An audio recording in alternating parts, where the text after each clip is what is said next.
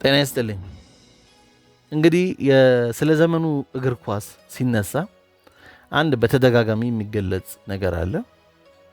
የዘመኑ እግር ኳስ በአብዛኛው ሮቦቲክ ነው ተብሎ ይገለጻል። ይህ የሚባልበት ምክንያት የበለጠ ሞር ሲስተም ድሪቭን መሆኑ፣ በታክቲክ በጣም የተሳሰረ ተጫዋቾች በተወሰነ ቦታዎች ተገድበው ራሳቸውን ለመግለጽ የሚሞክሩበት አርቲስቲክ አይነት ተጫዋቾች ብዙም የማንመለከትበት ፍሌር በጣም እጅጉን የቀነሰበት የበለጠ አሁን የሚፈለጉ ተጫዋቾች ለሲስተሙ ፊት የሚያደርጉ አይነት ተጫዋቾች እንደ ማሽን የሚሰለጥኑ የሆነ የሶልጀር አይነት ባህሪ ያላቸው አይነት ተጫዋቾች ብዙ እንዲሮጡ፣ ብዙ ፕረስ እንዲያደርጉ፣ ብዙ ፓሲንግ የሚበዛው ኢንዲቪጁዋልስ ኢምፕሮቫይዝ የሚያደርጉበት እድል በጣም የተገደበበት አይነት እግር ኳስ ነው ተብሎ ይገለጻል።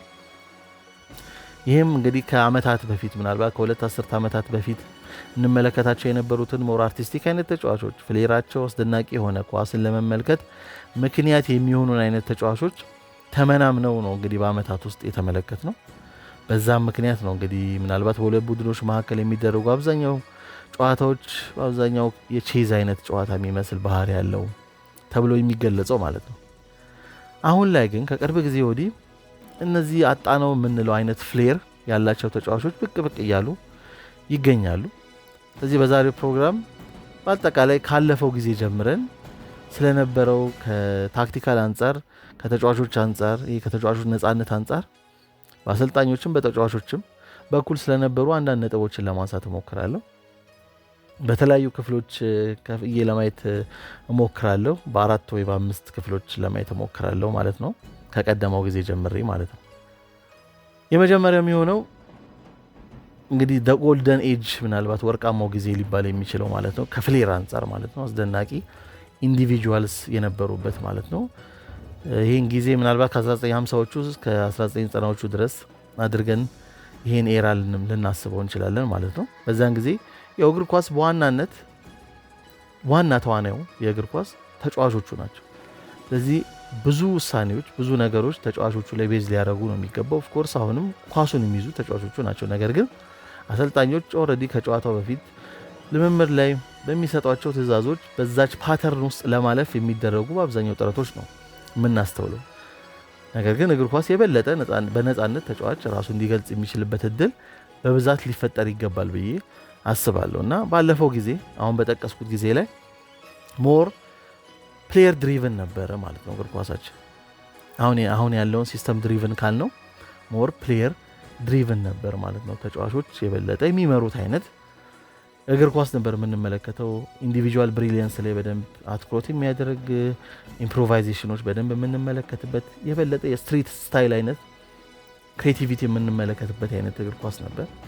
በዛን ወቅት ላይ እንደ ፔሌ፣ እንደ ማራዶና፣ እንደ ጋሪንቻ፣ እንደ ዮሃን ክራይፍ፣ እንደ ዚኮ፣ እንደ ሮናልዶ ናዛሪዮ፣ እንደ ጃልሚኒያ፣ እንደ ሮናልዲኒዮ በኋላ ላይ እነዚህ አይነት የመሰሉ አይነት በጣም ክሬቲቭ ለማየት የሚማርኩ አስደናቂ ተጫዋቾች በግላቸው ምን ሊያደርጉ ይችላሉ የሚል አንፕሬዲክታቢሊቲ የያዙ አይነት ተጫዋቾችን ነበር እንግዲህ ጊዜው ያስተናግድ የነበረው ለማየትም የሚማርክ የነበረው ማለት ነው እና ይሄ ጊዜ በጣም ለፍሌር ወርቃማ ጊዜ ነው ማለት ይቻላል።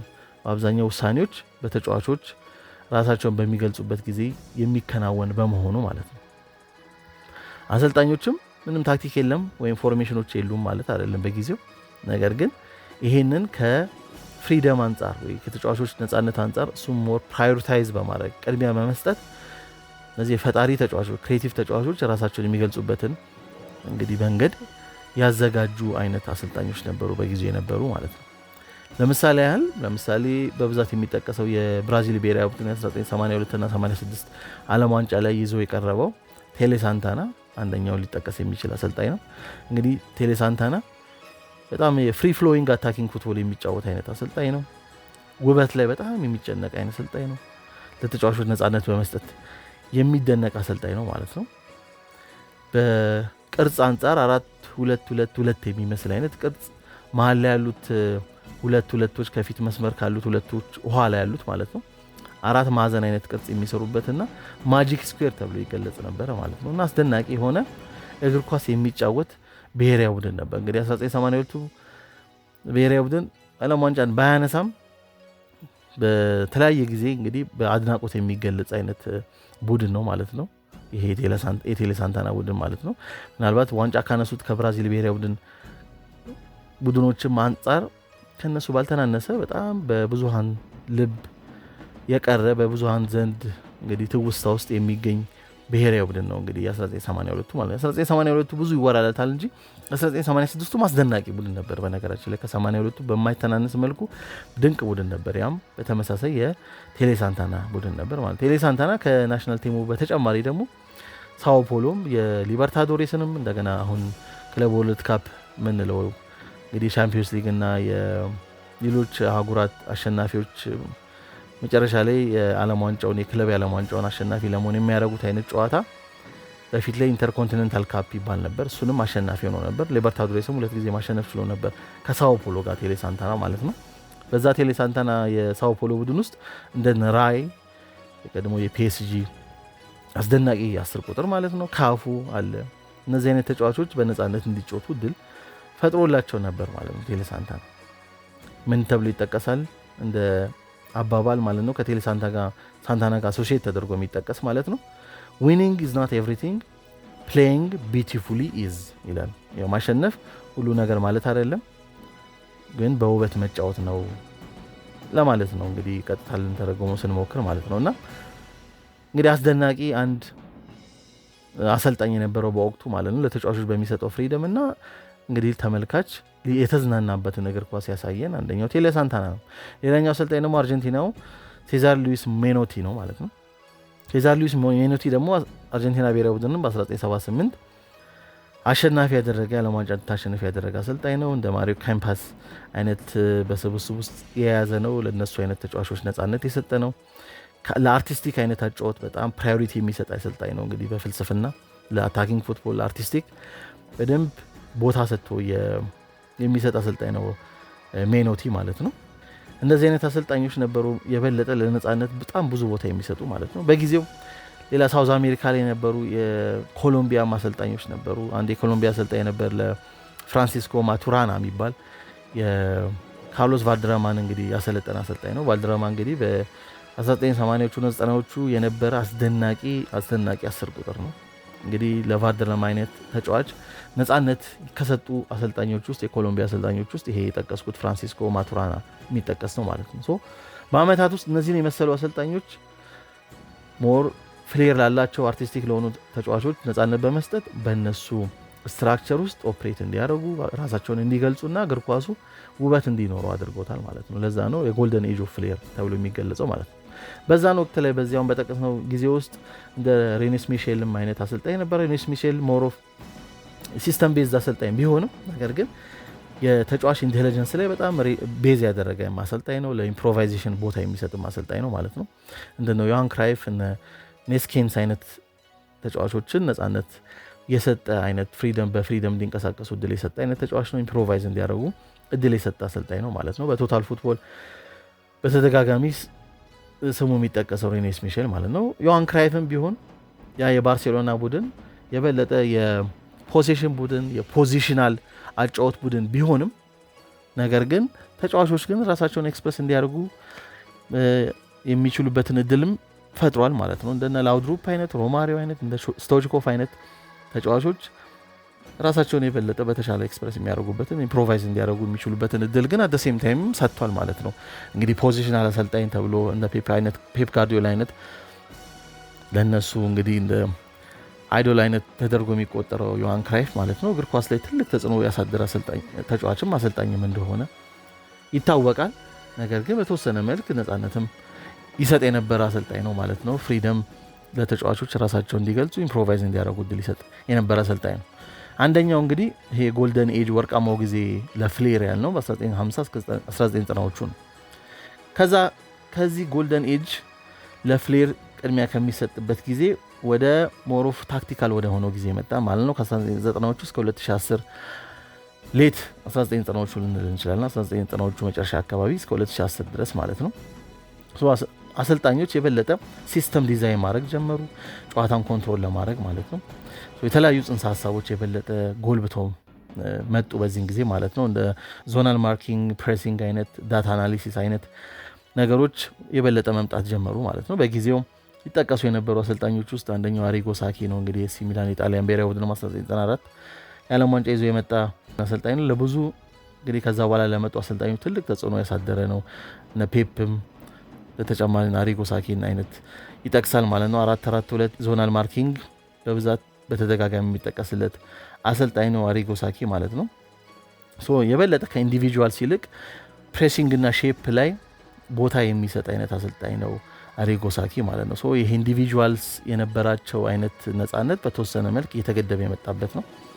2010 ሊደርስ አካባቢ ደግሞ ፔፕ ወደ 2008 አካባቢ ወደ ባርሴሎና ከመጣ በኋላ ደግሞ የበለጠ ይህን ፖዚሽናል ፕሌይ ትራያንግልስ የመፍጠር ኮንትሮል የማድረግ ጨዋታን የበለጠ ከዮሃን ክራይፍን ጽንሰ ሀሳብ ይዞ ግን እሱ አዳፕት አድርጎት ወደ ራሱ አምጥቶት ማለት ነው በደንብ ከፍ አድርጎ ጨዋታን የሚቆጣጠር የበለጠ ቡድን ይዞ መጣ።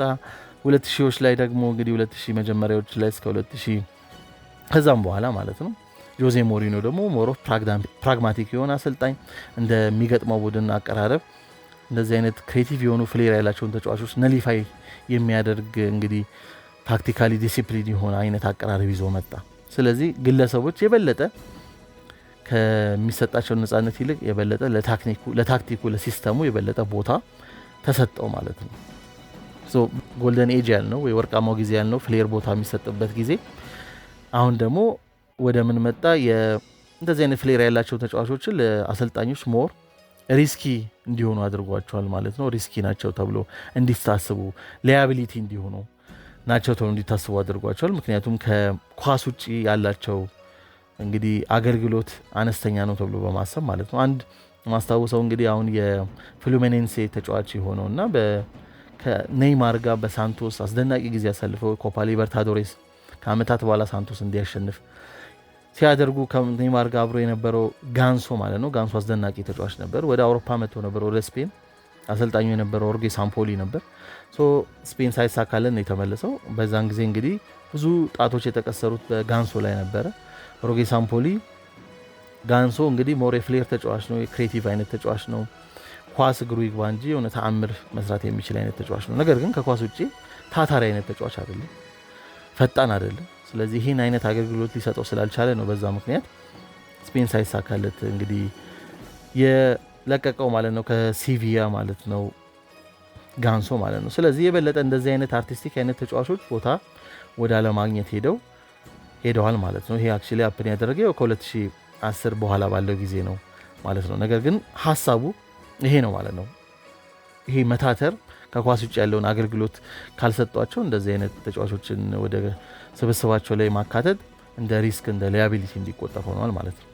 ከዛ በተጨማሪ ደግሞ አካዳሚስ የተለያዩ የኳስ ማሰልጠኛዎች ማለት ነው ታዳጊዎችን ኦቨርኮች በማድረግ አሁን ያለው እግር ኳስ አንድ የሚተችበት መንገድ ምንድነው? እያንዳንዱን እንቅስቃሴ ማኔጅ ማድረግ ማይክሮ ማኔጅ ማድረግ ማለት ነው።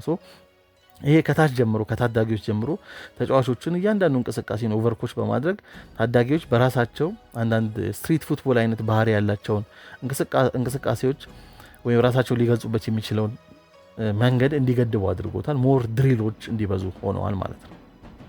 ይሄ ሁለተኛው። ሶስተኛው ደግሞ ከ2010 እስከ 2020 ያለው ነው። ይሄ ደግሞ የዳታ የፊትነስ ኤራ ነው ብንል እንችላለን ማለት ብዙ ዳታዎች ብዙ ፊትነስ የተስተዋሉበት ጊዜ ማለት ነው።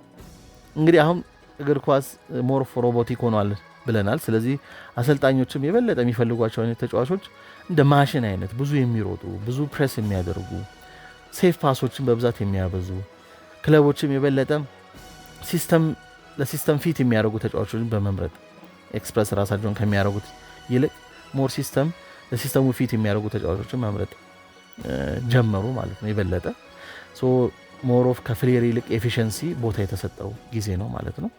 ስለዚህ ኃይለኛ ኢንቴንሲቲ ኃይለኛ ፕሬሲንግ ቲሞች የተስተዋሉበት ጊዜ ነው ማለት ነው። በእነዚህ ጊዜ ምናልባት ከዚህ ጋር አብረው ሊሄዱ የምንጠቅሳቸው አሰልጣኞች እንደ የርገን ክሎፕ አይነት አሰልጣኝ፣ እንደ ራልፍ ራኒክ አይነት የሬድቡል ሞዴሉ ማለት ነው።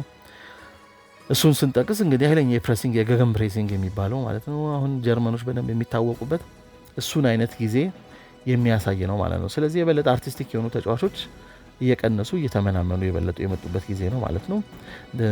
10 ቁጥር ላይ ምናልባት ሜሱት ኦዚል አይነት ሃሜስ ሮድሪጌዝ አይነት ኩቲኒዮ አይነት ተጫዋቾች ከኳስ ውጪ ያን ያህል መታተር ማናስተውልባቸው ነገር ግን ከኳስ ጋር አስደናቂ ስራ ሊሰሩ የሚችሉ ተጫዋቾች በዚህ አይነት ሲስተም ውስጥ እንግዲህ ቦታ እንዳይኖራቸው አድርጓቸዋል ማለት ነው። ሃሜስ ሮድሪጌዝን በቅርብ ጊዜ የሰጡ አስተያየት የእግር ኳስ አሁን እንድመለከት የሚጋብዘኝ አይደለም፣ ምክንያቱም ምንም ለማየት የሚማርክ ነገር የለም፣ ወይ ደግሞ እንደ ኔማር አይነት ተጫዋች አስደናቂ ነገር ሊያደርግ የሚችል ተጫዋች ስለማላስተውል ለማየት የሚማርክ ነገር የለም ብሎ ጠቅሶ ተናግሮ ነበረ። እንደዚህ የበለጠ ሶልጀር አይነት ባህሪ ያላቸው አይነት ተጫዋቾች የተስተዋሉበት ጊዜ ነው ማለት ነው። ይሄኛው የዳታና የፊትነስ ኤራ ያልነው ማለት ነው። ከዛ በመቀጠል ደግሞ ከ2020 እስከ አሁን ድረስ ማለት እንችላለን የበለጠ አሁን ቀድመን እየጠቀስ ነው ማለት ነው። አዲሱ ጄኔሬሽን እንግዲህ ከፍ እያለ የመጣበት ጊዜ ነው ማለት ነው። እንግዲህ ሚድዊክ ላይ ያየናቸው የቻምፒዮንስ ሊግ ጨዋታዎች አሉ። እንደ ላሚን ያማል አይነት አስደናቂ ተጫዋች ተመልክተናል። እንግዲህ በግሉ ተአምር እየሰራ ያለ ተጫዋች ማለት ነው። ፒኤስጂ ላይ ደግሞ እንደ ዲዝሪ ዱዌ ያለ አይነት ተጫዋች አለ። ባየር ሙኒክ እንደ ሙሲያላ አለ፣ እንደ ኦሊሴ አይነት ተጫዋች አለ። ኮል ፓልመር ቼልሲ ላይ አለ። ሳውዝ አሜሪካ እንደ ስቴቫ ዊሊያን አለ። ኬንድሪ ፓይዝ አይነት ተጫዋች አለ። ሞሮፍ የሃሜስ ሮድሪጌዝ አይነት የሚመስል አይነት ተጫዋች ማለት ነውና እነዚህ አይነት ተጫዋቾች አሉ። ፍሌርን በደንብ አርቲስቲክ ቫልዩን ይዞ የመጡ ተጫዋቾች። ነገር ግን እነዚህ ካለፉት ጊዜ የሚለያቸው ምንድነው? በነ ሜሱት ኦዚል በነ ሃሜስ ሮድሪጌዝ ብለን ከገለጽናቸው ሞር አርቲስቲክ አይነት ተጫዋቾች የሚለያቸው ምንድነው? ከኳስ ውጪ ደግሞ የበለጠ ታትረው መንቀሳቀስ የሚችሉ እንግዲህ ታግተው የሚሰራው ከኳስ ውጪ ለሲስተም ውስጥም ራሳቸው ሞር ኢንቴግሬት አድርገው አቅማቸውን ለማሳየት የሚሞክሩ ናቸው ማለት ነው። እንግዲህ ፒኤስጂ እንደምንመለከተው ነው እንደነዚህ አይነት አርቲስቲክ ተጫዋቾች እንደ ክቫራ አይነት አስደናቂ ኢንዲቪጁዋሊስት ቡድኑ ይዞ ነገር ግን ከኳስ ውጪ ክቫራ እንዴት አይነት እንግዲህ ሰከንድ ሃፍ ላይ ተመልክተናል ከአርሰናል ጋር አስደናቂ አገልግሎት ሲሰጥ እንደነበረ ማለት ነው። በዛ በኑኖ ሜንዴዝ በኩል ብቻውን እንዳይጋለጥ ከቡካዮ ሳካ ጋር በጣም ከኳስ ውጪ ትልቅ የመከላከል እንግዲህ ስራ ሲሰራ ነበር ማለት ነውና ኳስ ሲይዙ ይሄን ፍሌር ይሄን አርቲስቲክ ቫልዩ እንመለከታለን። ከኳስ ውጪ ደግሞ አሁን እግር ኳሱ ለሚፈልገውን ነገር አብሮ ኢንቴግሬት ያደረጉ አይነት ተጫዋቾች ናቸው ማለት ነው። ይሄ ሞሮፍ ለማየት የማይማርክ የነበረው እግር ኳስ በእነዚህ አይነት ተጫዋቾች እንግዲህ በእነዚህ አይነት ተጫዋቾች በተወሰነ መልክ የመመልከት እድል አግኝተናል ማለት ነው። እንግዲህ እግር ኳስ እንደዚህ አይነት ለውጥ ሲያመጣ ማለት ነው ያለፈው ጊዜ ላይ አሁን ለምሳሌ እነዚህ ሞሮፍ አርቲስቲክ ተጫዋቾች 10 ቁጥሮች ትራዲሽናል ነምበር 10 የምንላቸው አይነት ተጫዋቾች ወይም ክላሲክ ነምበር 10 የምንላቸው አይነት ተጫዋቾች የበለጠ ባለፈው ጊዜ ላይ አብዛኛው ሊግ ላይ ያሉ ክለቦች 4-4-2 አይነት ቅርጽ ይዘው ስለነበር የሚጫወቱት በ4-4-2 ቅርጽ በመስመሮች መሃል እነዚህ 10 ቁጥሮች ኳሶችን እንዲያገኙና አቅማቸውን እንዲያሳዩ ራሳቸውን እንዲገልጹ ፊት መስመር ላይ ለሚገኙ ተጫዋቾች እድሎች እንዲፈጥሩ የሚችሉባቸው እድል ተፈጥሮ ነበር። በተከላካዩና በመሃል ሜዳው መካከል የሚገኘው ቦታ ላይ እቺ በመስመሮች መካከል የምንላት ማለት ነው። እዛ ቦታ ላይ ኳሶች እንዲያገኙ የሚፈጥርበት እድል ስለነበር ማለት ነው። ግን በጊዜ ሂደት ይሄን እድል እነዚህን ተጫዋቾች ይሄን የማጥቃት አቅም ለመቀነስ በሚል ሞር ዲስትሮየርስ ወደ ጨዋታ ወደ ስብስቡ መጡ ማለት ነው። እነዛ ዲስትሮየርስ እዛ ቦታ ላይ በመገኘት እነዚህ 10 ቁጥሮች ስራቸውን በአግባቡ እንዳይሰሩ የሚያደርጓቸው ናቸው። ከዛ በተጨማሪ ደግሞ አሁን የበለጠ አስቸጋሪ ያደረገው 10 ቁጥሮች በጊዜ ሂደት ደግሞ የበለጠ እንዲጠፉ ያደረገው ምንድነው? እዛ ቦታ ላይ የነዛ 10 ቁጥሮች ስራቸውን በአግባቡ እንዳይሰሩ ስፔሱን በብቻቸው ነው በመስመሮች መካከል የምትገኘውን ስፔስ ብቻቸው እንዳይቆጣጠሩት እነዚህ ዲፌንሲቭ ሚድፊልደሮች ወይ ደግሞ ዲስትሮየርስ ተብሎ የሚገለጹ ተጫዋቾች ማለት ነው ያንን ከመከላከል ባለፈ ደግሞ ከኳስ ውጪ እነዚህ 10 ቁጥሮች ትራዲሽናል ነምበር 10 የምንላቸው ያን ያህል ኮንትሪቢዩት ስለማያደርጉ ኳስ ደግሞ በእነሱ አማካኝነት እንዲያልፍ ማድረግ ቻሉ ማለት ነው። ከዲስትሮየርነት በተጨማሪ ደግሞ የበለጠ ኳስን ከተከላካይ ጀምሮ ማለት ነው ማጥቃትን የበለጠ የሚያስጀምሩ አይነት ተጫዋቾች ሆኑ ማለት ነው። የ10 ቁጥሮች አገልግሎት የበለጠ እየተመናመነ መጣ ማለት ነው። ከኳስ ውጪ ያን ያህል አገልግሎት መስጠት አልቻሉ። እንደ ሌዚ እንግዲህ አንዱ የሚጠቀሰው ከሌዚነስ ጋር በተገናኘ ነው። ከኳስ ጋር ደግሞ በፊት የሚሰጡትን አገልግሎት እንዳይሰጡ ደግሞ አጠገባቸው የተጋጣሚ ቡድን ተጫዋች እነሱን የሚቆጣጠር የእነሱን አቅም መና የሚያስቀር አይነት ተጫዋች ሊገኝ ይቻለ ማለት ነው። ስለዚህ የበለጠ ደግሞ እነዚህ ዲስትሮየሮች የበለጠ እየበዙ መጡ ማለት ነው። በአጫወትም ይሄ 4-4-2 የምንለው ቅርጽ የበለጠ 10 ቁጥርን ወደማይፈልግበት አይነት ቅርጾች እየተለወጡ መጡ ማለት ነው። ከዛ በተጨማሪ ደግሞ እንግዲህ በዚህ በ4-4-2 ቅርጽ የሁለት አውት ኤንድ አውት ስትራይከርስ ነው የሚሆኑት፣ ሁለት ደንበኛ የፊት አጥቂዎች ማለት ነው። እነዚህ የፊት አጥቂዎች በመስመር አጥቂዎች አማካኝነት ወይ በመስመር ላይ ባሉ የመሀል ተጫዋቾች አማካኝነት ኳሶች ወደ እነሱ እንግዲህ ክሮስ ይደረጋል። እነዛን ግብ ለማስቆጠር ነው አንደኛ የሚሞክሩበት መንገድ ማለት ነው።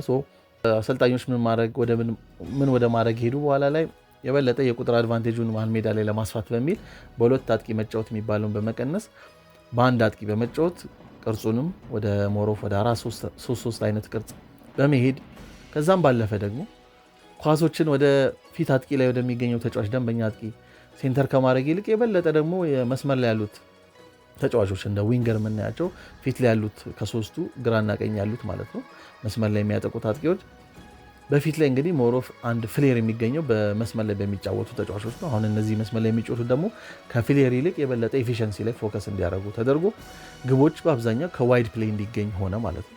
ግቦች በአብዛኛው ከዋይድ ፕሌይ የሚገኝ ከሆነ ያ ደንበኛ ክላሲክ ነምበር 9 የምንለው አስፈላጊነቱ እየቀነሰ ይመጣል ማለት ነው። ከነሱ ይልቅ ደግሞ የበለጠ ደግሞ ክሬቲቪቲውን ለመጨመር ከክላሲክ ነምበር 9ኖች ይልቅ የበለጠ በጥልቀት ወደኋላ ድሮፕ አድርጎ እቺ 10 ቁጥሮች ይዟት የነበረዋም ቦታ እቺ በመስመሮች መሀል ያለችውን ቦታ እንደ ሐሰተኛ 9 ቁጥር ሆኖ በጥልቀት ወደኋላ በመመለስ ማለት ነው እነሱ ለዋይድ ፕሌየሮቹ ኢንሳይድ ፎርዋርድ ለምንላቸው አይነት ተጫዋቾች ማለት ነው የበለጠ እድሎችን እንዲፈጠሩ ማድረግ ቻሉ ማለት ነው። እንግዲህ ሮበርት ፊርሚኒዮ በየርገን ክሎፕ ስር እንደ ሐሰተኛ 9 ቁጥር አይነት ሆኖ በጥልቀት ወደኋላ መጥቶ የ10 ቁጥር አይነት ሚና የሚመስል አጫወት ሲጫወት ተመልክተናል በተደጋጋሚ ማለት ነው። መስመር ላይ ያሉት ደግሞ እንደ ሳዲዮ ማኔ እና ደግሞ ሞሳላ ደግሞ ከመስመር በጥልቀት በመግባት ብዙ ግቦችን ሲያስቆጥሩ ተመልክተናል ማለት ነው። ከደንበኛ የፊት አጥቂ ተብሎ በወረቀት ከምናየው ከፊርሚኒዮ በበለጠ ነሳላ ብዙ ግቦችን ሲያስቆጥሩ ተመልክተናል። የ10 ቁጥርም ሚናን በእንደዘኛ በ10ኛ 9 ቁጥር አማካኝነት ከቨር መደረግ ቻለ። ክላሲክ ነምበር 9 ደግሞ ግቦችን እንዲያስቆጥሩላቸው የሚፈለጉ ተጫዋቾች ደግሞ በእነዚህ በዋይድ ፕሌየሮች አማካኝነት ግቦች ማግኘት ተቻለ ማለት ነው። ክላሲክ ነምበር 9ም አደሴም ታይም ነው ትራዲሽናል ነምበር 10ኖችም አስፈላጊነታቸው ቀነሰ ማለት ነው። ሞር ኦፍ ኤፊሽንሲ ላይ ሞር ፎከስ ተደረገ። እግር ኳሱ ከፍሌር ይልቅ ከአርቲስቲክ ኤሌመንቱ ይልቅ ሞር ኤፊሽንሲ ላይ ፎከስ መደረግ ተጀመረ። ይሄ በታክቲካል የተሳሰረ አይነት ጨዋታ ነው እንግዲህ ለማየት ብዙ ነገሮች እንዳይማረክ ያደረገው ማለት ነው። አሁን ግን እንግዲህ አንድ ቡድንን አጥንቶ በመምጣቱ ያ የሚፈልገውን ስፔስ ቀድሞ በመዝጋት እንግዲህ ሞሮፍ የቼዝ አይነት ጨዋታ የሚመስል ነገር እየተመለከተ ነው ብለናል። ሞሮፍ ኢነርጂ ቢኖረው ቡድኑ በዛ ኢነርጂ ውስጥ ደግሞ አጋጣሚዎች ስፔሶች የሚዘጋጉበት ከሆነ ኢንዲቪዥዋል ብሪሊያንስ አስፈላጊነቱ ይመጣል እዚህ ጋር ማለት ነው። ከዛ አንጻር አሁን ከቅርብ ጊዜ ወዲህ ደግሞ ኢንዲቪጁዋልስ በዛ ሲስተም ውስጥ በግላቸው የሆነ ነገር ሊፈጥሩ የሚችሉ አይነት ተጫዋቾች ደግሞ እንዲመጡ ግዴታ ሆነ ማለት ነው። እና አሁን አንዳንድ ክለቦች ኦፍኮርስ ሲስተሙ በደንብ አለ፣ ስትራክቸሩ በደንብ አለ። ነገር ግን ከዛ በተጨማሪ ደግሞ በዛ ስትራክቸር ውስጥ ነገሮች አስቸጋሪ በሚሆኑበት ጊዜ ራሳቸውን ኤክስፕረስ የሚያደርጉበት 1v1 ማሸነፍ የሚችሉ አይነት ተጫዋቾች ደግሞ ስብስብ ውስጥ በደንብ መካተት ጀመሩ። ሞር የመስመር አጥቂዎች በደንብ ኢንቮልቭ ማድረግ ጀመሩ። 1v1 ተጫዋች አልፈው ለመሄድ የሚሞክሩበት እድል በደንብ መስተዋል ተጀመረ ማለት ነው። ሞር ድሪሎቹ በአብዛኛው ከፓሲንግ ጋር የተገናኘ የነበረው አሁን 1v1 እንዴት ማሸነፍ ይቻላል የሚሉ ስልጠናዎችም የበለጠ ደግሞ አሁን የበለጠ ወደ ስልጠናው ተመልሰው በደንብ ኢንቮልቭ እያደረጉ ነው ማለት ነው። እና ግለሰቦች ራሳቸውን የሚገልጹበት እድል የበለጠ እየተፈጠረ ነው ማለት ነው። ለዚህኛው በጣም ጥሩ ምሳሌ የሚሆን ነው ይሄ ፒኤስጂ ቡድን ባለፈው ከአርሰናል ጋር ከነበረው ጨዋታ በኋላ ከዚህ ጋር የተገናኙ ሀሳቦችን ለማንሳት ሞክሬያለሁ። ፒኤስጂ እና አርሰናል ብዙ ነገራቸው ከስትራክቸር አንጻር ደንበኛ ሲስተም ያላቸው ናቸው። ልዩነታቸው በዚህ ስትራክቸር በዚህ ሲስተም ውስጥ ደግሞ ኢንዲቪጁዋሊ የሆነ ነገር መፍጠር የሚችሉ ኢንዲቪጁዋሊ ብሪሊየንት የሆኑ ተጫዋቾች ፒኤስጂ የያዙ ነው ማለት ነው። አስቸጋሪ በሆነበት ሁኔታ ውስጥ የሆነ ነገር ሊፈጥሩ የሚችሉ አይነት ተጫዋቾች ማለት ነው። እና ይሄን እድል የበለጠ ለመፍጠር አስችሏል ማለት ነው። ለእነዚህ አይነት አርቲስቲክ ተጫዋቾች ፍሌር ያላቸው ተጫዋቾች በስብስብ ውስጥ መካተታቸው ማለት ነው። ይሄ ለማየት እግር ኳሱን የበለጠ እንዲማረክ አድርጎናል። አሁን እንደ ሌሚን ያማል አይነት ተጫዋችን በየሳምንቱ መመልከት፣ እንደ ዴዝሬ ዱዌ አይነት ተጫዋች፣ እንደ ክቫራ አይነት ተጫዋች፣ እንደ ኮል ፓልመር አይነት ተጫዋች፣ ሳውዝ አሜሪካ ላይ እንደ ስቴቫ ዊሊያን አይነት ተጫዋች፣ አርሰናል ላይ አርቴታ ቡካዮ ሳካን በሆነ መስመር ላይ ገድቦት ነው እንጂ የበለጠ ፕሌይሜኪንግ አቅሙን እንዲያሳይ እድሉን ቢያገኝ የበለጠ ጥሩ ፕሌይሜከር መሆን የሚችል በእንቅስቃሴ ተለዋዋጭ አይነት ቢሆን የቦታ ተለዋዋጭነት አርሰናል ላይ በደንብ ቢኖር ከቡካዮ ሳካ አንጻር ነው ይህን እያልኩ ያለሁት የበለጠ አቅሙ ከዚህ በላይ ማሳየት ይችላልና እንደዚህ እንደ ቡካዮ ሳካም አይነት አስደናቂ ተጫዋቾች የበለጠ እየተመለከትን እንገኛለን ማለት ነው። ይሄ ደግሞ እግር ኳሱ ያለውን ይሄ ውበት ይሄ ጣፋጭነት ማለት ነው ሞር ኤፊሽንሲ ላይ ብቻ ያተኮረ ይሄ ውበቱን አርቲስቲክ ኤሌመንቱን ፍሌሩን ደብዝዞ የነበረውን በተወሰነ መልክ እየመለሰልን ነው ማለት ነው። ጊዜ የሚፈልገውን ዲማንድ የሚያደርገውን የያዙ አደሴም ታይም ደግሞ ከዚህ በፊት ያየናቸውን አይነት ፍሌር ያየናቸውን አይነት አርቲስቲክ ኤሌመንት ደግሞ አደሴም ታይም ሁለቱንም ያካተቱ አይነት ተጫዋቾች እየተበራከቱ ነው። ይሄ በጣም የሚያስደስት ነው።